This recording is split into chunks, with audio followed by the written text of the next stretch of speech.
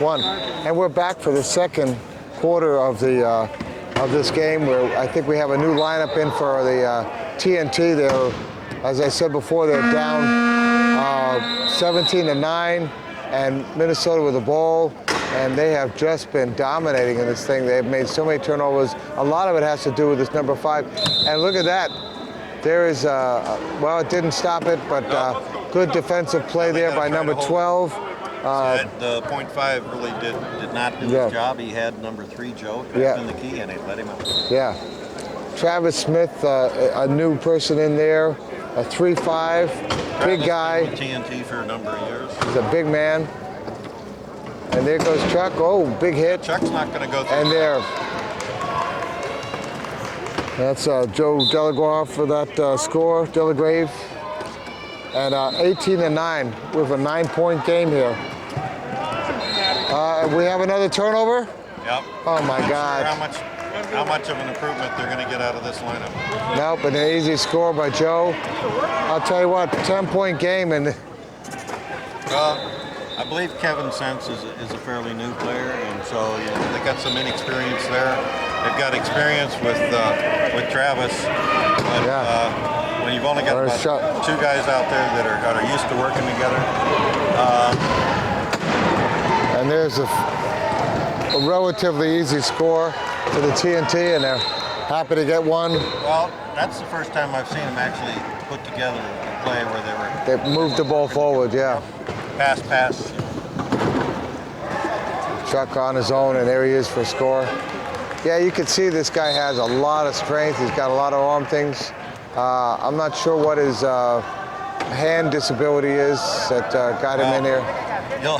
You've got a lot of people in the gym that have that same question. Unfortunately, I don't mean to be talking about that side of things too much, but there's always questions about players when they come into the game. I know he's been fighting all season. There's John. The stigma that not stigma, but concept or innuendo that he's really shouldn't be playing. What is he rated as, a 3.5? I was going to say, it's the same issue that they have with Joe Wilmoth, but Joe, you certainly can see where, when he stands up, he's huge, but he has definite issue with, his hands. He doesn't have hands, and more obvious. But he's so powerful that you it's almost backbreaking to play against him. Oh, it is, and equipment breaking. Have you ever been on the floor against him? I've been hit by him, but he hasn't really loaded up on me and taken me out. I mean, there's a score at TNT. I've been lucky in that respect. Yeah. If he wants to, he can break your wheel. Yeah, well, that's quite the way it is. We were hoping to get our cameraman who likes to get out there, and was a pro bowler for a while, and we wanted to get him out there on the court and see who had the biggest hit against him. Give him a chance to see Brian Kirkland, Chance, a couple of these big guys, and then Joe Wilmoth, and see on the Richter scale what happens. But Gunnison. You couldn't find anyone to volunteer their chair. Well, I was, right. But there's a nice transition there, and they score. It's starting to get a little bit more going on here. Looks like they're going to have another substitution. They're bringing back number 21, David Jordan. Eddie Brosnan, he's been bringing his game along for a number of years now. Yeah. I think he started playing around 2002, maybe 01. I'm not sure. Well, another turnover. Chuck with another turnover. He just stays there and just is stealing the ball. I'm not sure if they're misjudging his quickness or what. It's just, I'll tell you what, he's responsible for of these points here. I think the 11-point difference here. I think he has about 7 of them, if not more. It's. Well, if they win, I don't think we're going to have a difficult time choosing the player of the game. That's kind of early. I've already been there. I didn't want to say it. All right. I'd like to see They're kind of hoping that TNT is going to come back and make it close, make it down to the wire. These guys have played hard to get here. They beat Northridge, which was, was the #1 seed. So they got to have some really good playing going on, and then somehow they just, match up against it. So there we go. There may be a turnover. I love it. A TNT turnover. I believe that. That was great. That is. Yeah, that was sweet. That was Mike Baker with a good hands. And well, Mike Baker picked it up. I thought. Well, he's the one that swatted it away too. Swatted it away? And then he went after it. He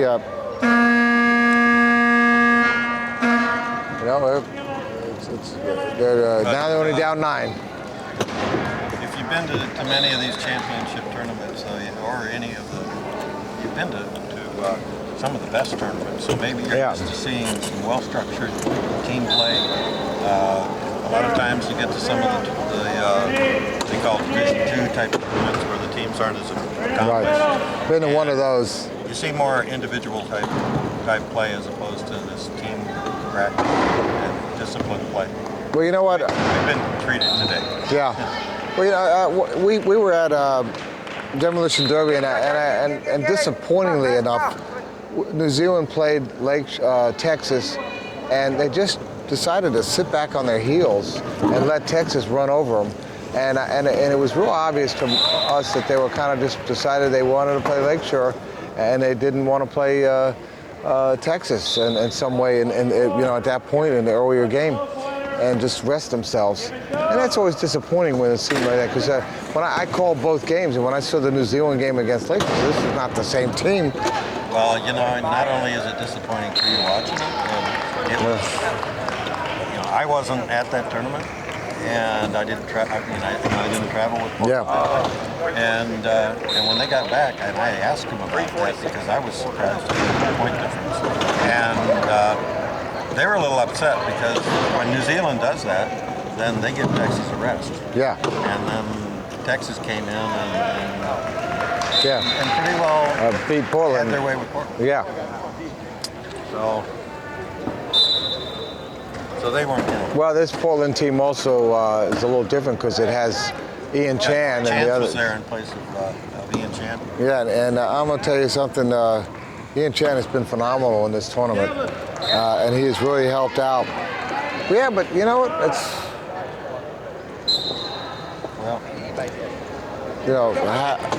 You can take a very good player like Chan. Oh, look at this. Look at this. Might be another turnover. I believe it is. No, yeah, it is. That's the second turnover in Minnesota. They're starting to look human again. And there's a couple of substitutions coming on. Let's see who we got. Ernest Chun's coming off with TNT, and who was at 21 just went on. David Jordan. David Jordan's back on. He was on earlier. And they have number 15 on, who is Brian Engleby. And there's an easy score for TNT, and back to 27-19. Now, so we're 8 points now. They've cut back a couple. You know what? Keep it up. They can bring it back into range. There's 3 minutes left in the half. I wouldn't be surprised that the first. I'm trying to think who they pulled off to get. Oh, they pulled Eddie Brosnan. Yeah. To get Brian in. He's a newer player. I don't know if they had him last year during developmental. They really do a good job recruiting. His Courage Center is Courage Center? No, I haven't. I don't know, but I'd like to hear about it. Yeah. It's a large and well-known rehab center.